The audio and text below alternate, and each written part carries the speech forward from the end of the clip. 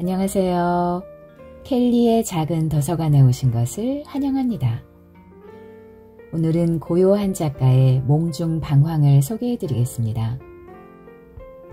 속세를 떠나 사찰로 들어간 아버지. 나이를 먹고 결혼하고 부고 소식을 전해 듣는데 그리움을 품고 아버지와 함께 갔던 절을 찾아갑니다. 고요한 작가의 몽중방황 들어보시죠.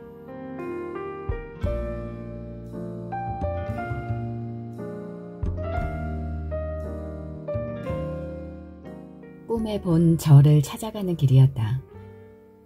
밤의 국도는 검은 물감을 풀어놓은 것처럼 어둠에 덮여 있었다. 가속 페달을 밟을수록 어둠은 물결처럼 흩어지면서 뒤로 물러났다. 꿈에서 본 절이 아니라 어둠을 찾아가는 길이라는 생각이 들 때쯤 모래재가 보였다. 중간중간 세워진 도로 표지판을 따라 모래재를 올라갔다. 산의 8분흥선에 있는 모래재를 넘어가면 절이 나올 터였다. 커브길을 돌 때마다 어둠 속에서 흐릿한 풍경이 떠올랐다. 벚꽃길이 보이고 절이 보이고 부처가 보이고 아버지가 보이고 꿈속으로 차를 몰고 가듯 모래재 터널 안으로 들어갔다. 은당사 2km. 모래재 터널을 빠져나오자 벚꽃길이 펼쳐졌다. 그 순간 은당사에 갔던 기억이 하나둘 떠올랐다. 일주문에 차를 세우고 나는 눈앞에 펼쳐진 풍경을 바라보다 차에서 내렸다. 10여 분을 걸어 들어가자 길 끝으로 절이 보였다. 곧장 사천왕문을 지나 절마당을 걸어 법당문을 열고 들어갔다. 깊은 우물 속처럼 법당은 고요했다. 스님은 보이지 않고 누군가 피워놓은 향만 타고 있었다. 나는 제단 앞으로 다가가 부처를 바라보았다. 어딜 가나 부처의 얼굴은 비슷해서 구분하기 쉽지 않았지만 입모양을 보니 꿈속에서 본 부처였다. 학교에서 돌아오면 나는 전시회에 출품할 불상을 조각했는데 불상을 조각할 때 가장 신경 쓰이는 부분이 입이었다. 입모양이 틀어지면 표정이 달라졌다. 표정이 달라지면 원래 조각하려던 얼굴과는 다른 얼굴이 나왔다. 그 때문에 눈과 코보다는 입모양을 다듬을 때 더 많은 공을 들였다. 한참 동안 부처의 얼굴을 바라보는데 아버지의 얼굴이 겹쳐졌다 사라졌다. 나는 상자에서 향을 꺼내 불을 붙여 누군가 피워놓은 향 옆에 꽂았다.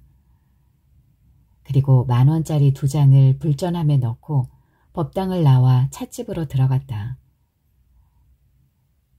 은당사는 겨울이 아름다워요. 눈이 내리는 겨울에 저 길을 걸어오면 부처를 본대요. 탁자에 찻잔을 내려놓으며 여자가 말했다.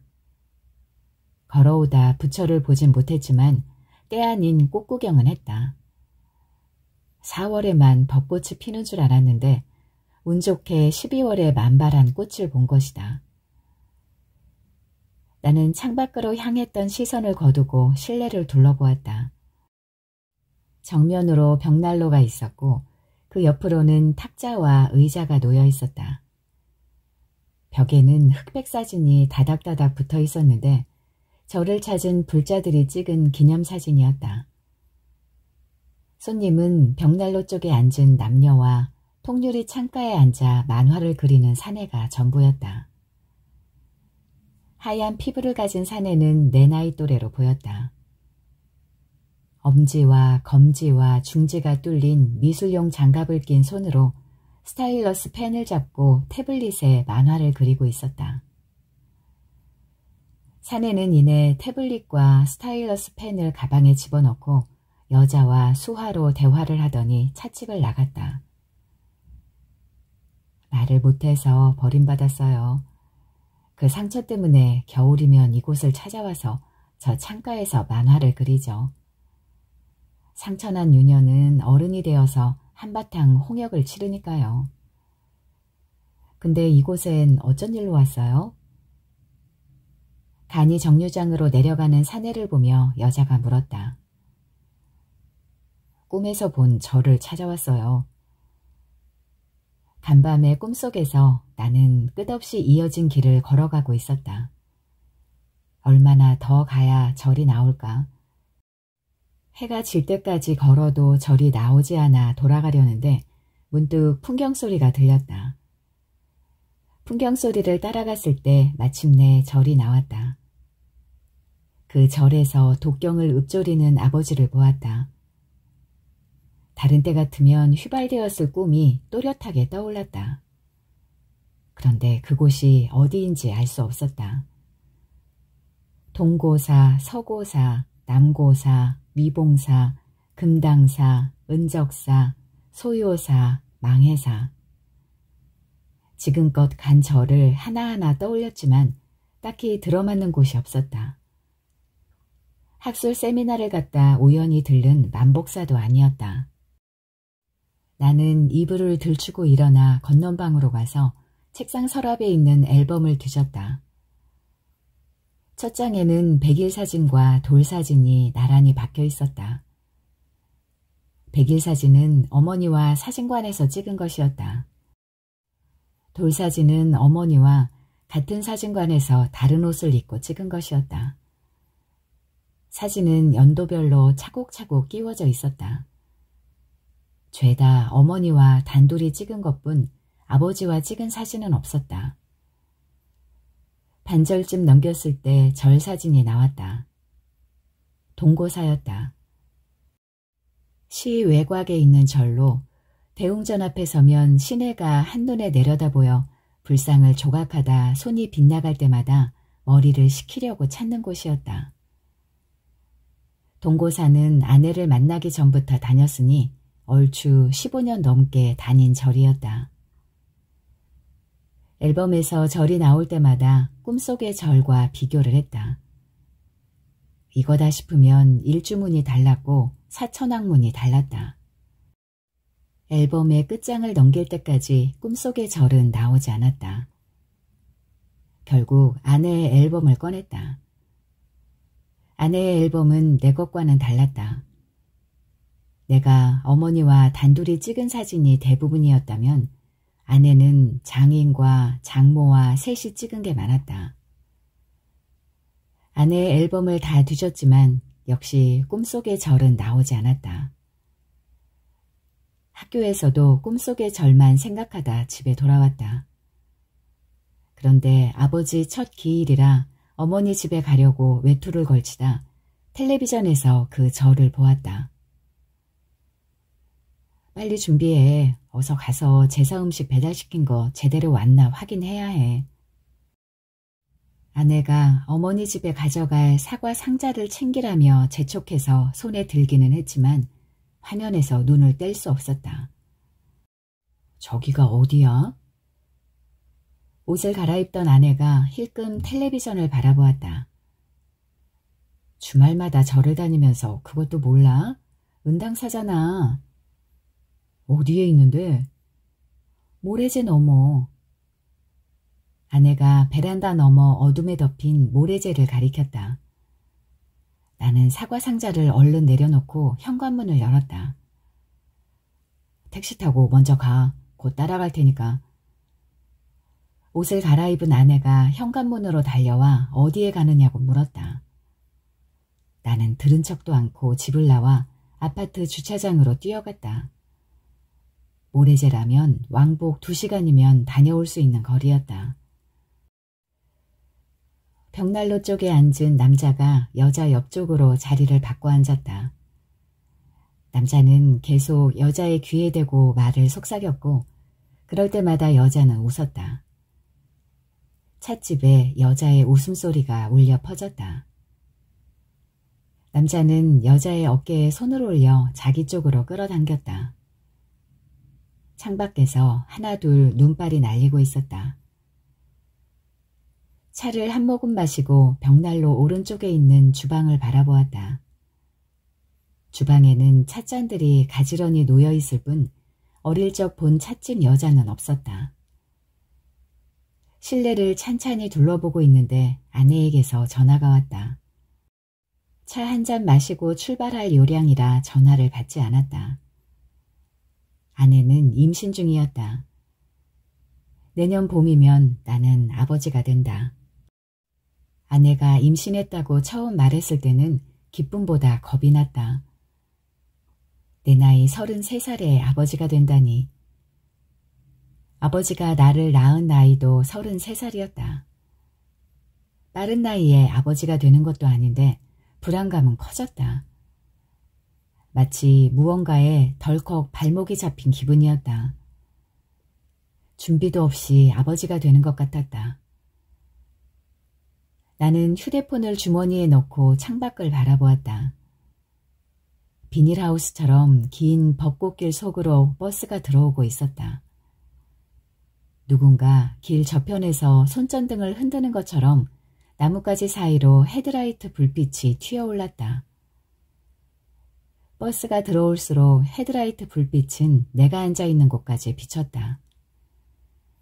이내 길을 빠져나온 버스는 간이정류장에 서 있는 사내를 태우고 차머리를 돌려 나갔다. 버스 뒷창으로 사내에 흔들리는 모습이 보였다. 내가 아버지를 따라 이곳에 온 것은 7살 때였다. 친척 결혼식에 갔다 오는 길에 아버지는 집으로 가지 않고 버스를 탔다. 어디에 가냐고 물어도 아버지는 대답을 하지 않았다. 버스가 시내를 빠져나가 국도를 달릴 때까지 아버지는 창밖만 바라보았다. 1시간을 달려 버스가 일주문에 멈추었을 때 아버지는 나를 데리고 내렸다. 이 길을 걸어가면 1000년 전에 지은 절이 나온단다. 너에게 꼭 보여주고 싶은 절이지. 아버지를 따라 걸어갔지만 걸어도 절은 나오지 않았다. 다리가 아프다며 나는 땅에 주저앉아 나무 위로 돌을 던졌다. 아버지는 나를 번쩍 들어올려 품에 안고 다시 걸어갔다. 법당에 들어서자 아버지는 향을 피운 뒤 부처에게 삼배하고 가부좌를 틀고 앉았다. 무상심심미묘법 백천만겁 난조우 아금문견 득수지 원해열애 진실에. 부처님 법은 너무 깊고 넓고 훌륭하고 미묘해서 그것보다 높은 것은 없다. 헤아릴 수도 없는 수억만 년의 오랜 세월이 흘러도 부처님 법은 만나기 어렵다. 그렇게 만나기 어려운 인연을 지금 내가 듣고 보고 얻어 지녔다. 그러니 열애의 진실한 뜻을 알게 해달라. 고요한 법당에 아버지의 독경 소리가 울려 퍼졌다.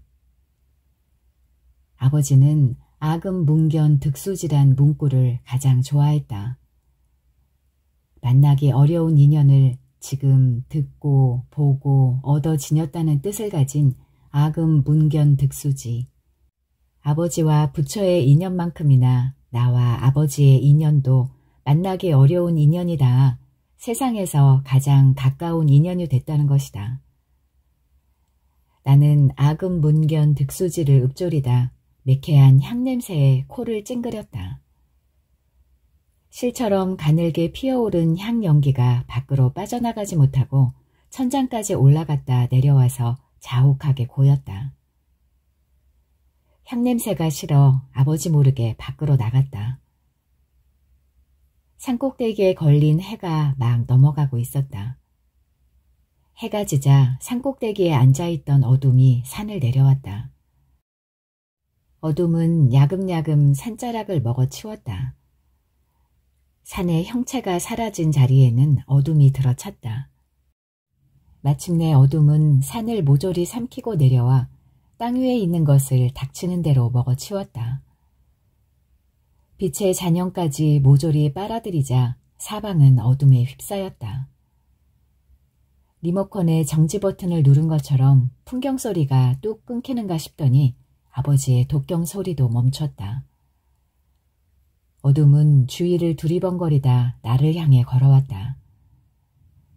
한 발씩 한 발씩 걸어올 때마다 치렁치렁한 꼬리가 사방으로 휘날렸다. 놈은 찻집 앞에서 휘날리는 꼬리를 한 겹 한 겹 잡아당겨 목에 걸치더니 사천왕문을 뛰어넘었다. 쿵 하고 내려앉은 어둠이 절 마당에 우뚝 섰다. 거대한 그림자가 내 발밑에 닿았다. 그림자는 나보다 10배는 컸다. 나는 뒤로 한 발 물러났다. 어둠은 나를 노려보더니 두 팔로 기지개를 펴면서 하품을 했다. 칠흑 같은 입속으로 조금 전에 먹어치운 산이 보였다. 재채기를 하면 먹은 산들이 입속에서 튀어나올 것 같았다. 어둠은 소리 없이 포효하면서 절 마당에 있는 보리수나무를 먹어치웠다. 석등을 먹어치우고 요사채를 먹어치우고 범종을 먹어치우며 나에게 저벅저벅 걸어왔다. 어둠이 걸어올 때마다 나는 뒤로 물러났다. 어둠이 절 마당에 있는 그림자를 모조리 먹어치우는 걸 보고 나는 무서워서 뒤로 돌아섰다. 이제 어둠이 내 그림자를 먹기 시작했다. 다리를 먹고 배를 먹고 가슴을 먹고 팔을 먹고 목을 먹었다. 그리고 머리를 먹으려는 찰나 처마 끝에 매달린 풍경이 울렸다. 쨍그렁. 풍경 소리에 놀란 어둠이 뒤로 한 발 물러서는 사이 법당으로 나는 뛰어들어갔다. 어둠이 와요. 저기에 산을 먹고 내 그림자까지 삼켰어요. 어둠은 법당으로 들어오지 못하고 나를 노려보았다. 나는 아버지의 손을 잡아 끌고 절 마당에 서 있는 어둠을 가리켰다. 저것 봐요. 이러다간 어둠이 아버지의 그림자도 먹어치울 거예요. 아버지는 웃으며 절 마당을 바라보았다. 이제 밤이 찾아온 거란다. 밤이 어둠을 몰고 온 게야. 스님이 절 마당을 따라 빙 둘러있는 석등에 불을 붙이자 어둠이 지붕 위로 올라갔다. 스님이 걸어갈 때마다 석등에는 달무리 같은 무늬가 생겨났다. 요사채가 생겨나고 석등이 생겨나고 보리수 나무가 생겨났다.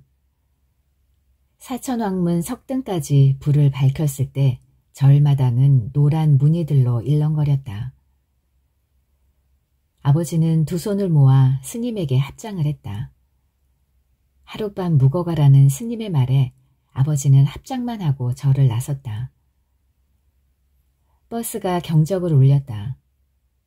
그런데 아버지가 간이 정류장을 지나쳤다. 나는 뒤를 돌아 간이 정류장으로 뛰어갔다. 아버지가 나를 불렀지만 가지 않고 그 자리에 버티고 섰다. 버스 운전사는 출발하지 못하고 문을 열어놓은 채 아버지와 나를 기다렸다. 아버지는 버스를 보내고 나를 번쩍 들어안아 찻집으로 갔다. 찻집 문을 열고 들어가자 주방에 있던 찻집 여자가 아버지를 보고 뛰어나왔다. 찻집 여자는 목이 깊게 파인 검은 옷을 입고 있었는데 눈매가 아주 깊었다. 낯가림이 심한 나는 아버지 뒤에 숨었다. 아빠를 빼닮았네. 눈도 닮았고 코도 닮았고 입도 닮았고. 찻집 여자는 아버지 뒤로 다가와 나를 끌어안았다. 찻집 여자의 몸에서 분냄새가 났다. 그 냄새는 어머니와 다른 냄새였다. 분냄새가 좋아 찻집 여자의 목을 끌어안았다.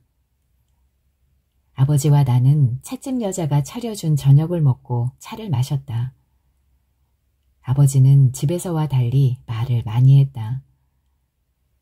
집에 있을 때면 아버지는 어머니와 꼭 필요한 말만 했다. 하루에 한마디도 하지 않고 지나가는 날도 많았다. 어머니는 용건이 있을 땐 메모를 해서 내게 주었다.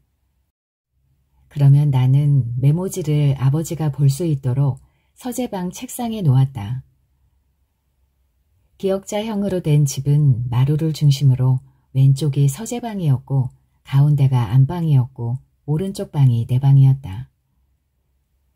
세 개의 방은 마루를 중심으로 연결되어 있었다.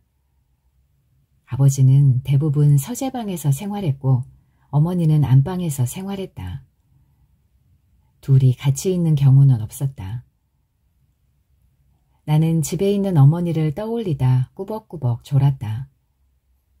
찻집 여자는 두 손으로 턱을 괴고 아버지 이야기를 들었다. 졸음을 참지 못하고 탁자에 얼굴을 파묻었다. 사나운 바람소리에 눈을 떴을 땐 사과 상자만한 창문으로 눈발이 몰아치고 있었다. 여기가 어딜까? 어둠 속에서 방 안에 있는 물건을 살펴보았지만 내 것은 보이지 않았다. 내 방이 아니었다. 병풍이 펼쳐져 있는 서재방도 아니었다. 악몽을 꾸다 깨어날 때처럼 아버지를 불렀다. 아버지의 목소리는 들리지 않고 풍경 소리만 들렸다. 아버지는 어디에 갔을까? 이 깊은 밤에 나를 두고 어디에 간 것일까? 아버지에게 버려져 세상에 혼자 있는 것 같은 외로움에 바르르 몸을 떨었다. 나는 아버지를 찾기 위해 문을 열고 나갔다.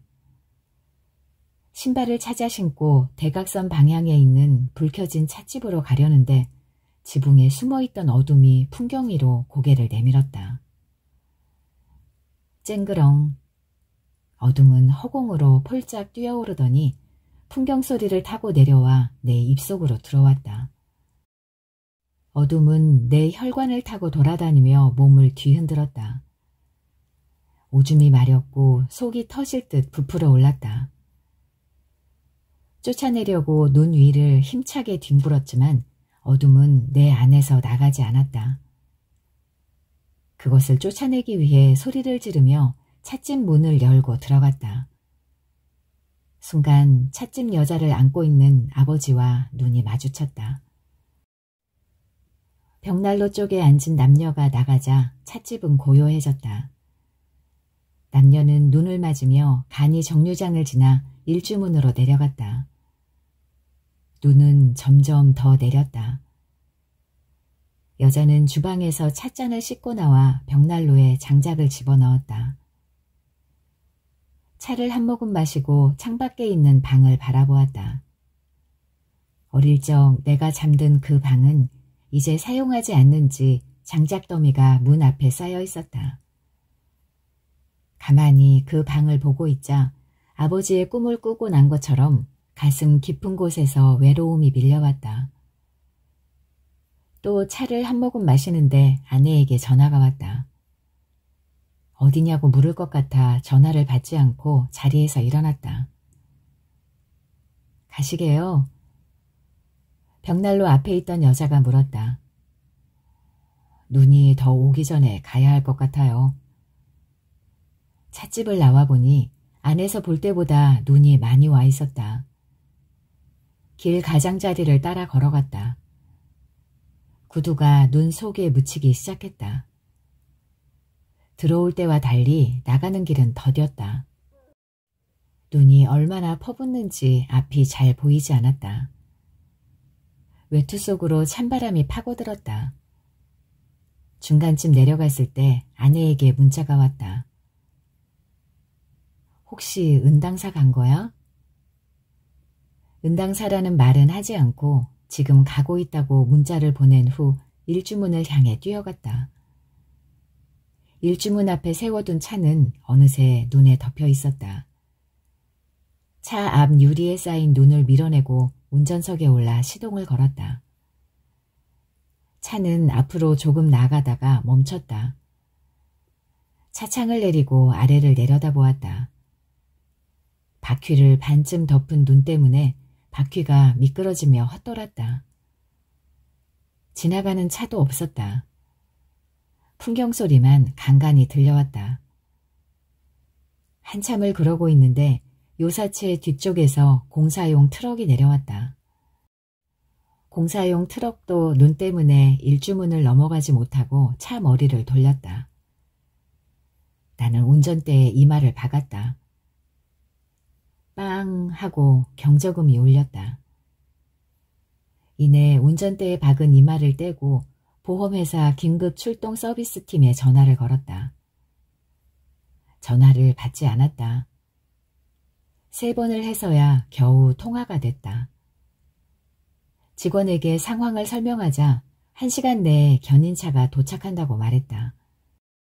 견인차가 올 때까지 기다릴 작정을 하고 찻집으로 갔다. 눈이 많이 와서 차 바퀴가 묻혔네요. 어디다 주차했는데요? 여자가 물었다. 일주문 앞에요. 벌써 거기가 그렇게 쌓였단 말이에요? 이를 어떡하지? 견인차 불렀습니다. 여긴 한번 눈 내리면 쉽게 그치지 않는데. 머리에 쌓인 눈을 털고 창가에 앉아 여자가 국화차를 내왔다. 여자는 찻잔에 뜨거운 물을 부었다. 찻잔 안에 놓인 마른 국화가 아침 꽃처럼 조금씩 피어났다. 노랗게 우러난 국화차를 천천히 마셨다. 요사체에서 나온 스님이 석등에 불을 켜고 있었다. 서너 걸음 간격으로 세워진 석등에 불이 켜질 때마다 주변이 조금씩 환해졌다. 여자는 탁자에 턱을 괴고 석등에 불을 켜는 스님을 하염없이 바라보았다. 스님의 머리 위로 눈이 내려앉았다. 스님은 머리에 쌓인 눈을 손으로 털어내고 법당에 들어갔다. 법당 문으로 가부좌를 틀고 앉아있는 스님의 그림자가 생겨났다. 아버지와 처음 이곳에 왔을 때도 눈이 왔죠. 지금처럼. 국화차를 또 한 모금 마시고 나는 말했다. 제가 이 집에 왔을 땐 빈집이었어요. 주지스님 말로는 이 찻집을 하던 여자가 어느 날 절에 와서 찻집을 기증하고 떠났대요. 그게 언젠가요? 작년 겨울이요. 혹시 그분 사진이 있을까요? 아마 찾아보면 있을 거예요. 아버지가 돌아가셨다는 소식을 어머니에게 전해들은 작년 겨울, 나는 조각칼로 불상을 다듬고 있었다. 어릴 적부터 본 동고사 부처를 다듬고 있어서인지 다른 날과 달리 조각칼을 움직이는 손놀림이 빨랐다. 오랜만에 멋진 불상이 만들어질 것 같은 예감이 들었다. 조각칼로 코를 다듬고 눈매를 다듬을 때 나무에서 베어져 나오는 냄새도 아주 좋았다. 턱선을 갸름하게 다듬은 다음 끝으로 입술을 다듬고 나서 조각칼을 내려놓는데 동고사 부처가 아닌 아버지의 얼굴이 나무 속에 들어앉아 있었다. 부처의 얼굴에 아버지의 얼굴을 새겨넣은 것이었다. 여기 있네요. 나는 여자가 벽에서 떼어준 사진을 바라보았다. 목이 깊게 파인 옷을 입은 여자가 아버지와 찍은 사진이었다. 나는 고개를 갸웃거렸다.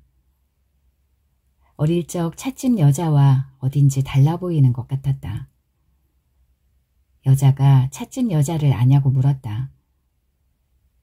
어릴 적 아버지와 이곳에 왔다가 찻집 여자가 차려준 저녁을 먹고 차를 마셨다고 했다.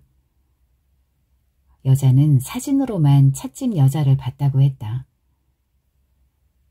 사진을 되돌려주고 어떻게 찻집을 하게 됐는지 물었다. 눈 때문에 발목이 잡혔죠.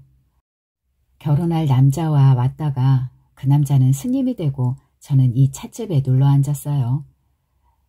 같이 저 길을 걸어와서는 그러더라고요.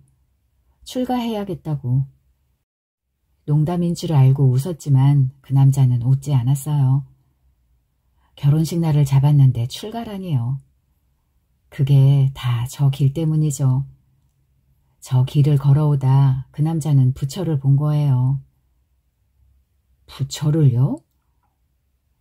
여자는 고개를 끄덕이고 말을 이어갔다. 그날 그 남자는 법당에 앉아 부처만 바라봤어요. 저는 그 남자만 바라보았고. 지독한 밤이었죠. 마음을 돌리려고 별짓을 다 했으니까요. 부처 앞에서 같이 간 곳, 같이 잔 여관, 사랑한 순간을 하나하나 환기시키며 회유하고 협박하고 매달렸죠. 하지만 그 남자는 끄떡도 안 했어요. 그래서 동이 트자마자 법당문을 박차고 나갔죠. 그런데 밤새 내린 눈 때문에 버스가 들어오지 않았어요. 별수 없이 또 하루를 묵었죠. 하루만 더 있다 가자. 하루 더 있는다고 뭐가 달라지겠나. 하루가 이틀이 되고 이틀이 사흘이 되고 사흘이 나흘이 되었어요. 일주문까지 갔다 돌아온 게 100번도 넘을 거예요. 그러다 생각을 바꿨죠. 부처를 본 건가요? 봤죠. 그것도 생부를요. 그 남자가 제게는 부처였죠. 하지만 저 하나 구제해주지 못하는 부처가 무슨 의미가 있어요. 만인을 구하고 저 하나 구해주지 못하는 부처가 무슨 의미가 있냐고요. 아버지도 저 길을 걸어오다 부처를 본 것일까. 아버지는 은당사에 다녀온 후 출가했다. 출가하는 날 아버지는 내 손을 잡고 당신을 보고 싶으면 은당사에 오라고 했다. 아버지가 짐을 챙겨 서재방을 나간 후 나는 병풍을 바라보았다. 아버지의 출가로 인해 세상에서 가장 가까운 인연이 깨진 것이다. 그날 밤 어머니는 아버지의 사진과 서재방에 있는 불교 경전과 구두를 상자에 넣어 다락방에 올렸다. 아버지의 물건이 치워진 서재방은 휑했다. 아버지가 산 흔적은 어디에도 없었다. 불교 경전도 안진뱅이 책상도 옷도 구두도 남아있지 않았다. 달랑 병풍만이 벽을 따라 펼쳐져 있었다. 해와 달이 있는 병풍이었다. 해는 왼쪽에 달은 오른쪽에 떠 있었는데 해와 달 사이에는 높은 산들이 솟아 있었다. 해가 떠 있는 쪽은 밝았고 달이 떠 있는 쪽은 어두웠다. 창밖에서 해가 뜨면 병풍 속에 해도 떴고 밤이 되어 달이 뜨면 병풍 속에 달도 떴다. 창밖에 달이 움직일 때마다 병풍 속의 달도 따라 움직였다.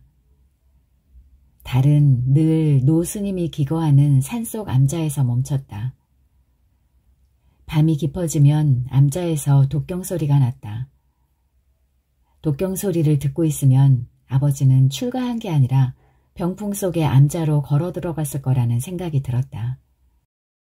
아버지가 없는 서재방에서 혼자 잘 때마다 병풍에서 독경 소리가 흘러나왔다.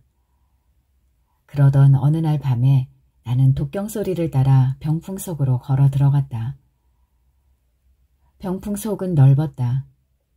밖에서 본 것보다 산은 높았고 해와 달은 컸다. 독경 소리를 따라 산길을 올라가자 암자가 나왔다. 암자에는 면벽 수도를 하는 노스님만 보일 뿐 아버지는 보이지 않았다. 암자를 내려와 달이 떠있는 산으로 올라갔다. 달빛이 교교하게 산자락을 비쳤다. 어디선가 희미하게 독경 소리가 났다.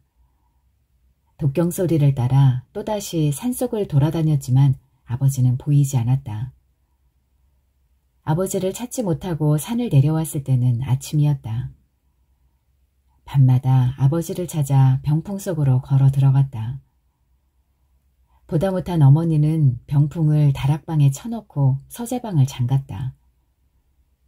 봄이 왔고 여름이 왔고 가을이 왔고 또 겨울이 왔다. 겨울이 올 때마다 나는 키가 컸고 말수가 줄어들었다.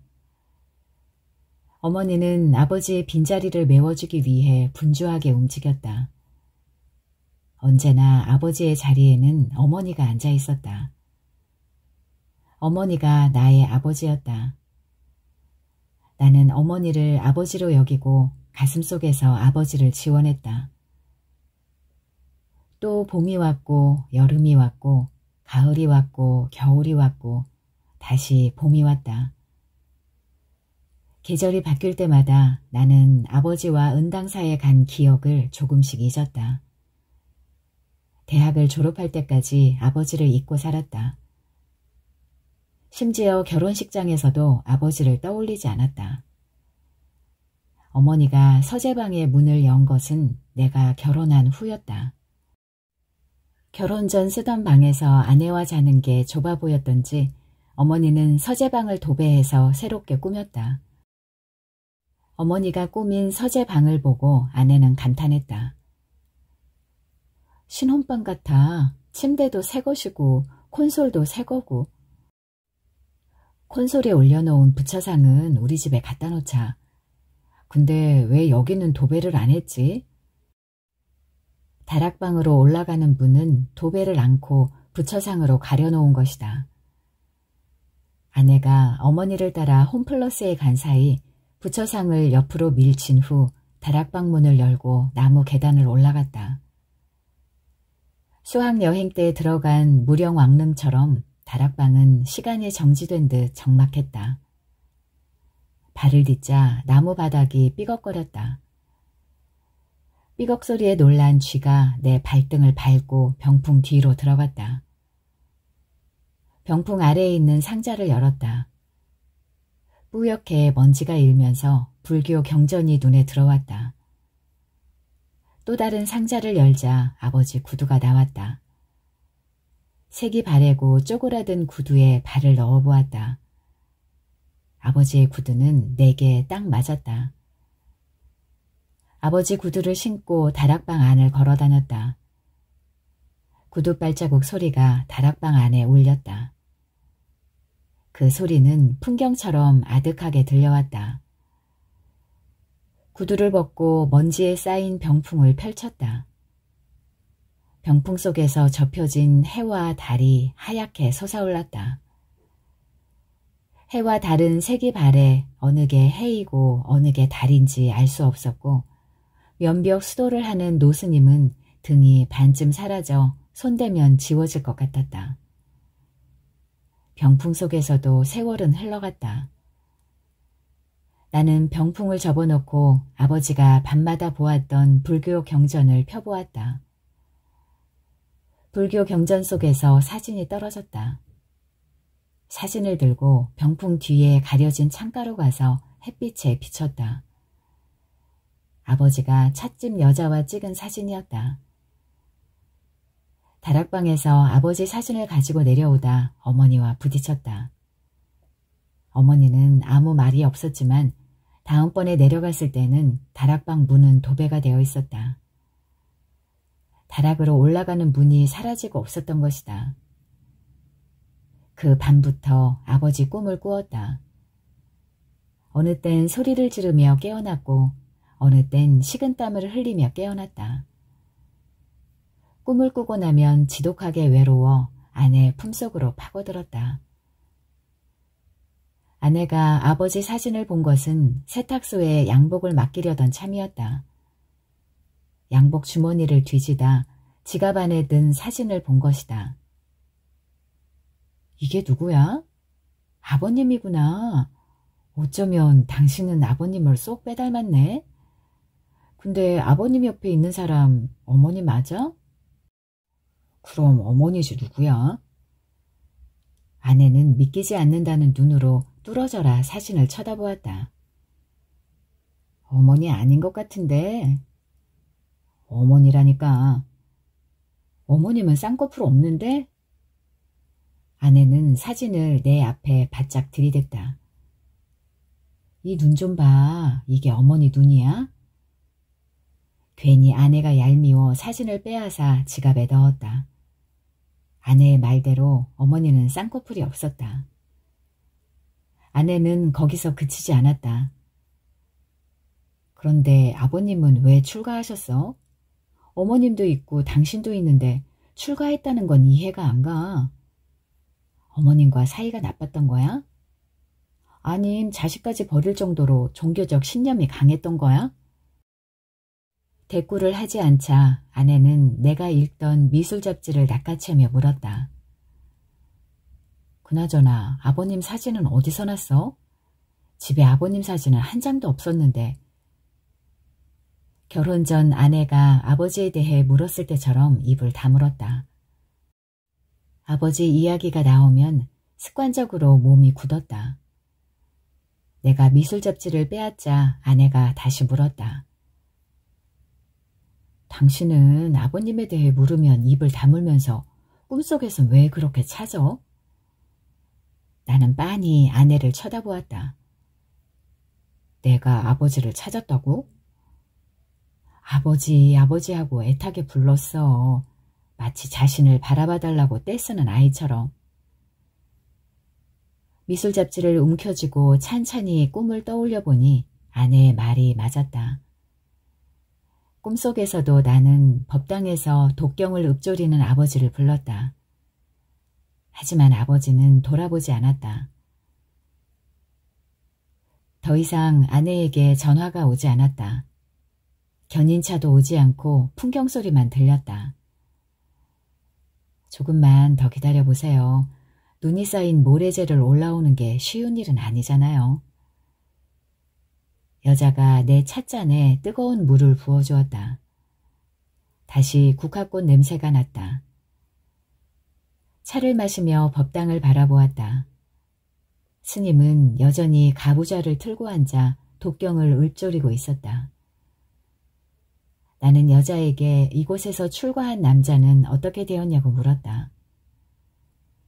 남자는 지금 동안거에 들어갔다고 했다. 동안거에 들어가기 전에는 밤마다 석등에 불을 켜고 법당에 들어가 독경을 읊조렸다고. 순간 스님이 석등에 불을 켤 때 하염없이 지켜보던 여자의 눈빛이 떠올랐다. 여자는 아직도 출가한 남자를 기다린다고 했다. 그래서 매일 아침 법당에 들어가 남자가 돌아오라고 연부를 한다고. 그러다 보면 남자가 돌아올 거라고 했다. 나는 지갑에서 아버지 사진을 꺼내보았다. 사진 속에서 아버지는 찻집 여자를 바라보며 웃고 있었다. 그날 밤 은당사에서의 기억은 아버지와 눈이 마주친 순간 끊겨버렸다. 눈을 떴을 땐 서재방이었다. 아버지는 걱정스러운 눈빛으로 나를 바라보더니 손으로 땀에 젖은 이마를 짚었다. 아버지가 찻집 여자를 안고 있는 모습이 떠올라 질끈 눈을 감았다. 아버지는 내 이마를 손바닥으로 쓸어내리며 말했다. 어릴 땐 좋은 꿈보단 안 좋은 꿈을 꾸는 거란다. 몽중방황이지. 밤새 너는 꿈을 꾸면서 눈 속을 헤매고 다닌 거야. 나는 벽난로 앞으로 다가가 타다 남은 장작 불씨에 사진을 올려놓았다. 불길이 솟아올라 아버지는 순식간에 재로 변했다. 여자의 말대로 상처난 유년은 어른이 되어 한바탕 홍역을 치르는지도 몰랐다. 지금껏 아버지와 은당사에 간 기억을 잊었다고 했지만 결국 잊지 못한 것이다. 잊으려고 한 기억이 고스란히 꿈에 나왔기 때문이다. 악은 문견 득수지라고 했던가. 만나기 어려운 인연을 지금 듣고 보고 얻어 지녔다는 뜻을 가진 악은 문견 득수지. 비로소 오늘 밤에야 나는 끊었던 아버지와의 인연을 다시 이은 것 같았다. 눈은 그칠 줄 모르고 다리 없는 천지에서 풍경 소리만 아득하게 들려왔다.